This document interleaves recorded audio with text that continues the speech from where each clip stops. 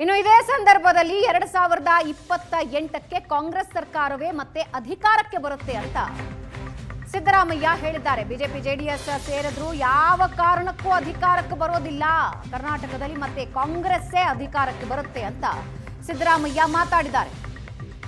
2028ಕ್ಕೂ ನಮ್ಮದೇ ಅಧಿಕಾರ, ನಾಯಕತ್ವ ಹೈಕಮಾಂಡ್ ನಿರ್ಧಾರ ಮಾಡುತ್ತೆ. ಮೈತ್ರಿಯಾಗಿ ಅಧಿಕಾರಕ್ಕೆ ಬಂದ್ರು ಜೆಡಿಎಸ್ಗೆ ಅಧಿಕಾರ ಕೊಡೋದಿಲ್ಲ. ಬಹುಮತ ಬಂದ್ರೆ ಬಿಜೆಪಿ ಯಾಕೆ ಜೆಡಿಎಸ್ಗೆ ಅಧಿಕಾರ ಕೊಡ್ತಾರೆ? ಇನ್ನು ಕುಮಾರಸ್ವಾಮಿ ಅವರ ಹೇಳಿಕೆಗೆ ಡಿಸಿಎಂ ಡಿಕೆ ಶಿವಕುಮಾರ್ ಕೂಡ ತಿರುಗೇಟು ಕೊಟ್ಟಿದ್ದಾರೆ. ಈ ಒಳ್ಳೆಯ ದಿನ ಅಶುಭವಾದ ಮಾತನ್ನು ಯಾಕಾಡೋದು? ನಾವು ಸರ್ವಿಸ್ ಮಾಡ್ತಿರೋದು ನಾಡಿನ ಜನತೆಗೆ, ಕುಟುಂಬಕ್ಕಲ್ಲ.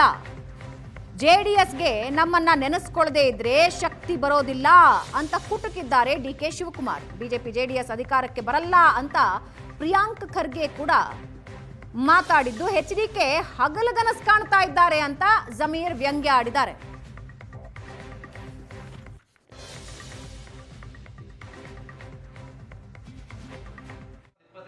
ಜನರ ಸರ್ಕಾರ ಬರ್ತದೆ ಅಂತ ಹೇಳಿದ್ರೆ ಜನತೆ, ಕರ್ನಾಟಕ ರಾಜ್ಯದ ಜನತೆಯ ಸರ್ಕಾರ ಬರುತ್ತೆ.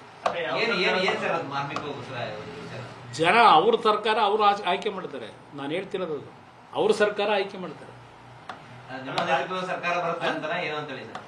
ಜನತೆಯ ನೇತೃತ್ವದ ಸರ್ಕಾರ ಇದು. ಜನರ ಅಭಿಲಾಷೆ ಮೇರೆಗೆ ಜನತೆಯ ಆಸೆಗಳೇನಿದೆ, ಜನತೆಯ ಸಂಕಷ್ಟಗಳಿಗೆ ಪರಿಹಾರ ಕೊಡ್ತಕ್ಕಂಥ ಜನತೆಯ ಸರ್ಕಾರ 28ಕ್ಕೆ ಕರ್ನಾಟಕದ ಕನ್ನಡಿಗರು ಅಧಿಕಾರಿಗೆ ತರ್ತಾರೆ ಅಂತಕ್ಕಂಥ ವಿಷಯ. 2028ಕ್ಕೆ ಜನರ ಸರ್ಕಾರ ಬರ್ತದೆ ಅಂತ ಹೇಳಿದ್ರೆ ಜನತೆ, ಕರ್ನಾಟಕ ರಾಜ್ಯದ ಜನತೆಯ ಸರ್ಕಾರ ಬರುತ್ತೆ. ಜನ ಅವ್ರ ಸರ್ಕಾರ ಅವರು ಆಯ್ಕೆ ಮಾಡ್ತಾರೆ. ನಾನು ಹೇಳ್ತಿರೋದು ಅವ್ರ ಸರ್ಕಾರ ಆಯ್ಕೆ ಮಾಡ್ತಾರೆ. ಜನತೆಯ ನೇತೃತ್ವದ ಸರ್ಕಾರ ಇದು. 28ಕ್ಕೂ ನಾವೇ ಅಧಿಕಾರಕ್ಕೆ ಬರೋದು. ಇವ್ರು ಬರಕ್ ಸಾಧ್ಯನೇ ಇಲ್ಲ. ಬಿಜೆಪಿ ಮತ್ತೆ ಜೆಡಿಎಸ್ ಅಲಯನ್ಸ್ ಆದ್ರೂ ಬರಕ್ ಸಾಧ್ಯ. ಯಾವುದು ಹೈಕಮಾಂಡ್ ಹೆಂಗಿಲ್ತಾರೆ? ಅವ್ರಿಗೆ ಹೆಂಗೆ ಅಧಿಕಾರ ಬರ್ತದೆ? 17 ಗೆದ್ದಿರೋರಿಗೆ ಹೆಂಗೆ ಅಧಿಕಾರ ಬರ್ತದೆ? 17 ಬಿಜೆಪಿ ಜೊತೆ ಕಾನ್ಫಿಡೆನ್ಸ್ ಇದೆ. ಈಗ ಬಿಜೆಪಿ ಅವ್ರು ಜಾಸ್ತಿ ಗೆದ್ದರೆ ಸ್ವಲ್ಪ ಬಿಟ್ಬಿಡ್ತಾರೆ ಇವ್ರಿಗೆ ಚೀಫ್ ಮಿನಿಸ್ಟರ್ ಆಗಕ್ಕೆ. ಫಸ್ಟ್ ಆಫ್ ಆಲ್ ಬರೋದೇ ಇಲ್ಲ ಅವರು, ಯಾವ ಕಾರಣಕ್ಕೂ ಬರಲ್ಲ. ನೋಡಪ್ಪ, ಈ ಒಳ್ಳೆ ದಿನ ಯಾಕೆ ಅಂತ ಒಂದು ಅಶುಭವಾದ ಮಾತನಾಡೋದು. ತಂದೆಗೋಸ್ಕರ ಆಗ್ತಾ ಇದೆ ನಾನು ಅಂತ ಸರ್. ತಂದೆಗೋಸ್ಕರ ನಾನು ಮುಖ್ಯಮಂತ್ರಿ, ತಂದೆಗೋಸ್ಕರ. ನೋಡಪ್ಪ, ನಾವೆಲ್ಲ ಸರ್ವಿಸ್ ಮಾಡ್ತಾ ಇರೋದು ನಾಡಿನ ಜನತೆಗೋಸ್ಕರ, ಕುಟುಂಬಕ್ಕಲ್ಲ. ಪಾಪ ಕುಟುಂಬದ ಕೆಲವು ಅನೇಕ ಅವರ ಆಶಯ ಭಾವನೆಗಳು, ತೊಂದರೆಲಿರೋರ ಬಗ್ಗೆ ಅವರು ಮಾತಾಡ್ಕೊಳ್ಳಿ.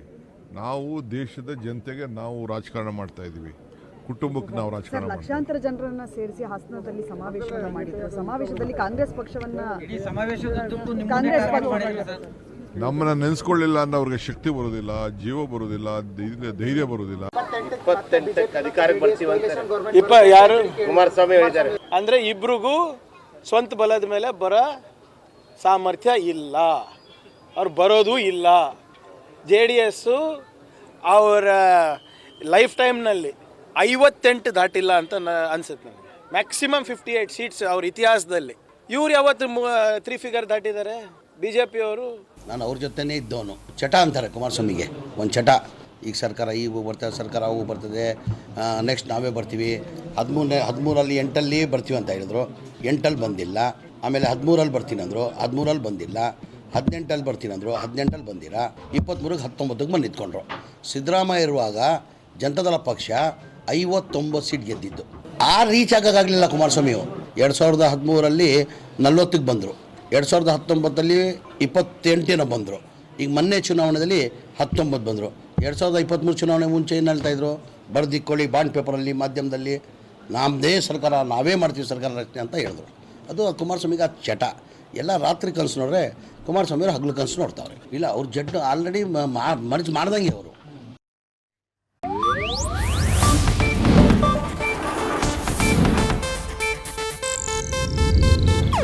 ಇದು ಏಷ್ಯಾನೆಟ್ ನ್ಯೂಸ್ ನೆಟ್ವರ್ಕ್ ಪ್ರಸ್ತುತಿ.